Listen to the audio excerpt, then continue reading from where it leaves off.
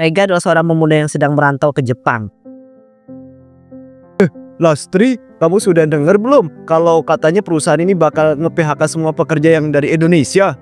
Iya gak? Kemarin aku baru dengar. Sumpah, aku kaget banget loh. Katanya tuh ini semua karena salah satu dari kita melakukan kesalahan, di mana dia masuk ke perusahaan ini pakai data palsu. Nah iya Lastri, bener banget. Aku kesel banget sih dengernya. Masa gara-gara satu orang semua pekerja dari Indonesia harus di PHK sih? Kan gak adil gitu. Yang pasti semua pekerja dari Indonesia kesel dan marah gak? Tapi mau gimana lagi coba? Emang ketentuannya kayak gitu. Jadi kita sebagai karyawan perantauan gak bisa berbuat apa-apa. Walaupun gitu tetap gak adil loh. By the way, emang siapa sih dari kita yang sampai pakai data palsu buat masuk ke perusahaan ini? Kok berani-beraninya sih? Aku denger katanya yang ngelakuin itu si David. Dengar-dengar sih dia sampai berani ngepalsuin data karena pasportnya lagi ditahan sama pihak kepolisian. Soalnya awal dia datang ke Jepang aja udah banyak masalah. Hah? Si David? Yang songong itu? Gak nyangka sih, padahal dia kalau di kerjaan sok jadi pemimpin dan sokan jadi senior. Mana iya lagi. Aku juga kaget banget loh pas denger kalau yang ngelakuin itu David. Tapi juga gak heran sih. Soalnya dia tuh kelihatannya kayak orang bermasalah gitu. Orang kayak gitu tuh emang kelihatan bermasalah sih. Orang songong dan sok gitu. Dari dulu aku juga gak suka sama dia. Masa pas aku pertama masuk ke sini dia udah langsung malak aku coba. Sama dong. Kayaknya setiap anak baru yang dari Indo masuk ke sini tuh pasti deh dipalakin sama dia. Orang rata-rata semua pekerja dari Indo tuh gak suka sama dia. Aku denger sih malah kalau pada seneng tahu kalau si David itu katanya mau ditangkap sama pihak kepolisian. Ya walaupun gak bisa dipungkiri, semuanya juga marah dan sedih karena harus dipecat. Jelas lah gak. Kan kita kesini buat nyari kerja dan merubah nasib kita yang ekonominya sulit. Kita loh saking susahnya buat dapat kerjaan di sini. Mana banyak berkas dan jarak yang jauh lagi dari rumah. Ya bener banget sih Las. Aku sekarang bingung banget harus gimana kalau sampai beneran kita kena pecat. Pasti habis ini kita bakal susah banget loh nyari kerja di sini. Iya gak? Kita pasti udah langsung dicap TKI yang bermasalah. Oh, si David ini bikin kita semua jadi kena masalah deh. Beberapa hari kemudian, Rega dan pekerja di Indonesia lainnya pun benar-benar dipecat. Rega pun kemudian menelpon ibunya. Assalamualaikum Bu. Waalaikumsalam nak. Loh, kok tumben kamu telepon jam segini? Emangnya kamu ndak kerja? Bu, di tempat kerja Rega ini pada saat ini ada masalah. Jadinya pekerjanya yang dari Indonesia kena pecat semua Bu. Astagfirullah nak. Kok bisa sih? Padahal kayaknya dari dulu kamu merantau ke Jepang baik-baik aja. Kok tiba-tiba ada masalah dan sampai dipecat loh? Ya Bu, salah satu pekerja dari Indonesia ada yang pakai data palsu. Jadinya kita semua pekerja yang dari Indonesia itu kena juga. Karena perusahaan gak mau ngambil resiko dan itu sudah ketentuan dari awal. Aduh Jan. Bisa-bisanya. Terus kamu mau gimana sekarang nak? Emangnya ndak bisa gitu? Kamu nyari kerja lagi di sana? Raga kayaknya mau pulang ke Indonesia aja Bu. Karena pasti kita sudah dicap pekerja yang bermasalah. Jadinya bakal susah nyari kerja lagi di sini. Walah Tona, nak. Ya sudah, kamu pulang saja ke sini. Daripada nanti di sana kamu luntang-lantung jadi pengangguran. Jadi kamu mau balik ke Indonesianya kapan? Mungkin beberapa minggu lagi Bu. Rega mau beresin semua data yang harus diurus. Nanti kalau gak diurus malah Rega kena masalah lagi. Iya nak, selesaikan dulu yang perlu diurus. Jangan sampai nanti kamu pulang ke Indo malah bawa masalah loh. Ya Bu, tenang aja. Aku gak akan pulang bawa masalah kok. Oh iya Bu, Rega minta TF uang dong Bu. Buat tambahan beli tiket pesawat. Soalnya uang Rega gak cukup. Loh, bukannya kamu ada tabungan nak? Dan masa gaji kamu bulan ini gak dibayar sama perusahaan? Mentang-mentang kamu dipecat. Ada Bu, tapi ngurus data itu butuh banyak uang. Jadi semua uang Rega hampir habis. Ternyata seribet itu ya. Kalau kerja di luar negeri. Udah, besok-besok kamu gak usah kerja di luar negeri lagi, Tona. Iya Bu, Rega juga sudah trauma kerja di luar negeri. Beberapa hari kemudian, Raga pun sampai di Indonesia. Assalamualaikum, Pak, Bu, Raga pulang. Waalaikumsalam. Akhirnya kamu sampai juga, Nak. Ibu loh udah nungguin dari tadi. Ya Bu, maaf agak lama. Soalnya tadi di bandara ada sedikit kendala. Jadi bagaimana ceritanya sampai kamu memutuskan pulang, nak? Kan waktu itu kamu bilang kerjaan kamu di Jepang baik-baik aja. Ya Pak, awalnya memang baik-baik aja. Tapi karena ada satu pekerja dari Indonesia yang pakai dokumen palsu, kami semua kena imbasnya. Perusahaan jadi tidak percaya lagi sama pekerja dari Indonesia. Wah, kok bisa seperti itu ya, nak? Nggak ada upaya untuk menyelesaikan masalah di sana? Udah coba Pak, tapi itu keputusan perusahaan. Mereka nggak mau ambil resiko lebih besar. Jadi ya semua pekerja dari Indonesia dihentikan. Ya Allah, Nak. Ibu sedih dengarnya. Padahal dari dulu kamu kerja di sana ndak pernah ada masalah kan? Ya Bu, ini juga jadi pelajaran besar buat Raga. Ternyata kerja di luar negeri itu resikonya besar banget. Terus sekarang kamu mau gimana, Nak? Apa kamu berencana cari kerja di sini? Itu dia Bu, Raga belum kepikiran mau kerja apa. Tapi sementara ini Raga mau istirahat dulu lah. Pengen mengumpulkan tenaga dan pikiran sebelum mulai lagi. Ya, nak, kamu jangan buru-buru. Yang penting kamu itu tenang dulu aja di sini. Nanti kita cari solusinya sama-sama. Tapi memangnya semua uang kamu sudah beneran habis, Nak? Tiket pesawat kemarin aja kamu minta tambahan dari ibu. Apa kamu udah ndak punya tabungan sama sekali? Ya Bu, uang habis buat urusan administrasi. Kalau nggak diurus nanti malah ada masalah di imigrasi. Tapi Raga masih punya sedikit uang sisa kok. Ya Allah, ribet juga ya di luar negeri. Pasti kamu trauma ya, Nak? Jujur aja Bu, Raga udah trauma. Rasanya nggak mau lagi kerja di luar negeri. Pengalaman ini bikin Raga sadar kalau kerja di negeri orang itu sangatlah sulit dan beresiko. Ya sudah, nak, kalau kamu memang nggak mau lagi ke luar negeri, nggak apa-apa. Kita cari peluang di sini aja ya. Yang penting halal dan kamu nyaman. Bener tuh kata bapakmu. Apapun yang kamu pilih, ibu sama bapak bakal dukung. Yang penting kamu jangan putus asa. Makasih ya Bu, Pak, dukungan kalian itu bikin Raga lebih tenang. Raga janji bakal bangkit lagi. Alhamdulillah, Nak.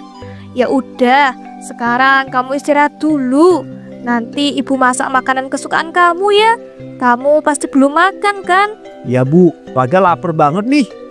Malam harinya di kamar Raga. Duh, akhirnya ya bisa istirahat dengan tenang.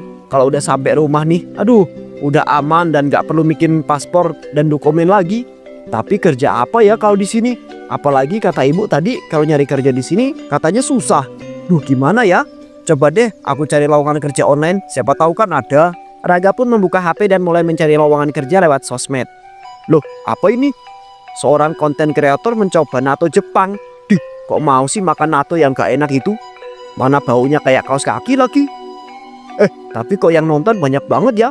Dan yang komen pada mau nyoba juga. Wih, kalau aku bisa buat nato sendiri, terus aku jual kayaknya bakal laku deh. Apalagi kalau aku bilang aku pernah kerja di Jepang. Pasti pada percaya sama aku. Cobalah aku buat sendiri natonya. Keesokan harinya. Nak, Raga, kamu kemana toh? Ya Bu, ada apa? Pagi-pagi udah manggil aja. Ini loh, bapak sama ibu mau berangkat kerja dulu ya. Tadi ibu sudah masak. Kalau kamu mau makan, semua makanannya sudah ibu taruh di meja dapur. Loh, ibu juga ikut kerja toh? Iya, Nak. Ibu kasihan lihat bapak yang udah ringkih kalau kerja di kebun sendirian. Jadinya beberapa bulan yang lalu, ibu mulai bantuin bapak kerja di kebun. Kalau gitu Raga juga mau bantuin Bu. Udah, gak usah, Nak. Kamu istirahat aja di rumah. Kamu juga pasti masih capek kan? Ya udah deh Bu, kalau gitu nanti kapan-kapan Raga bantuin ya. Nak, gak usah. Ibu sama bapak udah cukup kok. Kamu cari kerja aja yang bener. Udah, ibu sama bapak mau berangkat dulu ya. Assalamualaikum. Waalaikumsalam. Ya ampun, ternyata keadaan keluargaku ini udah gak sebaik dulu ya. Bapak ibu sudah mulai menua, tapi aku belum bisa membahagiakan mereka. Oke, kalau gitu aku harus mulai usaha jualan natoku ini. Tapi kan uangku tinggal sedikit banget. Kayaknya gak cukup deh kalau buat beli semua bahan-bahannya. Duh, gimana ya? Ya udah deh, aku coba ke pasar dulu. Siapa tahu kan dapat harga yang murah. Saat di pasar, loh Bu, ini kok kacang kedelainya pada dibuangin? Mana banyak banget lagi. Ini Mas, kacang kedelainya pada membusuk. Jadi nggak bisa lagi kalau dijual atau dikonsumsi. Wih, banyak banget kedelainya. Bisa nih kayaknya menjadi bahan baku buat nato. Tapi kata ibunya kacang kedelainya udah mulai membusuk. Coba deh, aku lihat dulu. Iya sih pada busuk, tapi lumayan loh, gak semuanya busuk. Udahlah, aku ambil semua kacang kedelai yang udah dibuang ini. Masnya ngapain? Kok ngeliatin kacang kedelai yang udah dibuang sih? Enggak kok Bu, saya cuma penasaran Bu. Kalau misalnya saya ambil kacang kedelai yang udah dibuang ini boleh nggak ya? Ya boleh banget Thomas, kan sudah dibuang. Tapi emangnya mau buat apa sama Masnya? Itu Bu, mau saya jadiin pupuk organik buat tanaman gitu. Oh alah, ambil aja Mas, nggak ada yang larang kok. Raga pun mengambil semua kacang kedelai yang sudah membusuk itu, kemudian membawanya pulang. Duh, capek juga ya bawa kacang kedelai sebanyak ini. Langsung aja aku bersihin dulu deh. Setelah Raga membersihkan semua kacang kedelainya, nah kalau sudah bersihkan gak terlalu kelihatan busuknya, aku taburin boraks deh sedikit biar hilang bau busuknya. Nah gini kan bau busuknya hilang. Tinggal dikukus deh kacangnya selama 40-50 menit. 40-50 menit kemudian, wah udah mateng nih. Tinggal dikasih bubuk spora natonya aja deh. Oke, harus diaduk yang rata nih ya. Tuh susah juga yang aduk sebanyak ini. Akhirnya selesai juga. Oke, semuanya udah selesai. Tinggal natonya didiemin di suhu hangat selama 1 minggu. Tapi harus diwadahi dulu nih ya. Pakai apa ya kira-kira biar dia tetap hangat? Aha, apa aku pakai kaos kaki bekas aja ya? Karena aku punya banyak. Lagian kan bau nato tuh kayak kaos kaki, jadi gak bakal ada yang tahu deh. Raga pun memasukkan kedelai yang sudah direbus dan diberi spora nato ke dalam bekas kaos kakinya. Seminggu kemudian, Ini bau apa sih? Kok baunya kayak bau kaos kaki busuk? itu bau nato buatan Raga Bu. Ya ampun, pantesan bau banget.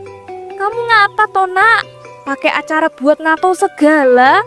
Raga mau jualan nato Bu. Raga lihat di sosmed banyak yang penasaran sama nato. Nanti pasti banyak Bu yang beli. Tapi apa ya kamu harus buatnya di rumah ini Tona? Baunya itu Lona, ya ampun. Ibu ndak tahan. Udah, nanti kamu ngekos aja. Kamu buatnya di sana. Ya kalau ibu mau bayarin kosnya sih Raga sih gak apa-apa. Gampang itu. Yang penting rumah ini nggak bau busuk lagi. Udah sana cepat pindahin. Ibu langsung pesenin kos-kosannya ini. Raga pun pindah ke kosan. Wih, ternyata udah jadi nih natonya. Mana kelihatan cakep dan mirip banget sama nato aslinya. Ini udah siap buat jualan nih. Aku jual lewat online aja apa ya? Soalnya kalau orang kampung sini mana mau kan makan nato. Raga pun kemudian langsung menjual natonya lewat sosmed dan tak butuh waktu lama. Wih gila, pesenannya udah numpuk gini. Aku bungkusin dulu deh semua pesenannya. Tak lama orang-orang berdatangan ke kosan Raga untuk mengambil pesanan natonya tersebut. Buset, gak nyangka udah habis aja nih semua natonya. Padahal baru sebentar loh aku post di sosmednya. Duh, mana dapat uangnya banyak lagi. Ditambah aku gak ngeluarin modal buatnya. Kalau kayak gini terus kan bisa sukses besar ini aku. Nanti setiap sore aku ambilin aja terus kedelai yang suka dibuang di pasar. Beberapa minggu kemudian penjualan nato Raga pun semakin membludak. Assalamualaikum Bu. Raga pulang. Waalaikumsalam. Raga, gimana nak? Jualan nato kamu lancar kan? Alhamdulillah Bu. Jualan nato Raga sukses besar. Ini Bu hasil jualan Raga selama seminggu. Nak, ini beneran hasil jualan kamu selama seminggu? Kok banyak banget? Ya Bu, ini aja Raga ngasih Ibu cuma setengah loh dari semua hasil jualan nato Raga. Alhamdulillah banget nak. Akhirnya kamu bisa menghasilkan uang banyak tanpa pergi ke luar negeri. Ibu bangga sama kamu. Ibu akan selalu doakan yang terbaik buat kamu nak. Ya terima kasih ya. Ini kan juga berkat doa-doanya Ibu. Tapi ini juga kan karena usaha keras kamu Tona nak, yang mau berjuang dari nol. Oh iya, ayo nak makan dulu. Ibu sudah masak semur jengkol kesukaan kamu. Wah pas banget Bu, Raga lagi lapar banget nih. Beberapa hari kemudian di toko online milik Raga banyak yang komplain. Ini kenapa ya? Setelah saya makan nato yang dijual toko online Raga ini, jadi sakit perut dan sakit kepala. Iya nih, saya juga. Mana bikin mules selama berhari-hari lagi. Saya bahkan sampai muntah darah loh habis makan nato ini. Sepertinya natonya berbahaya deh. Gak mungkin kan? Hampir semua pembeli ngalamin sakit. Kayaknya iya deh. Gimana kalau kita laporin aja ke dinas kesehatan? Wih, setuju tuh. Biar nanti sekalian jualannya diperiksa kan. Jadi bakal ketahuan kalau nato yang dijual di toko online Raga ini berbahaya atau enggak. Sehabis membaca ulasan yang dikirim para pelanggan membuat Raga sangat panik. Duh gawat ini, kalau beneran mereka mau melaporkan ke dinas kesehatan, bisa-bisa aku ketahuan kalau pakai kedelai busuk, boraks dan juga kaos kaki dalam pembuatan natonya. Apa aku kabur ya? Sebelum kosanku ini digerebek. Ya udah deh, lebih baik aku kabur aja. Semoga bapak sama ibu gak akan tahu soal masalah ini. Pasti mereka akan kecewa. Malam harinya, Raga pun kabur menggunakan motornya. Namun di tengah jalan, Itu mobil truknya kok oleng sih? Bikin gak fokus aja. Kok mobilnya mundur gini? Kayaknya mau nabrak. Oh, gila! Mobil truk yang membawa puluhan ton kedelai pun menabrak motor Raga dan menimpa tubuh Raga hingga tewas.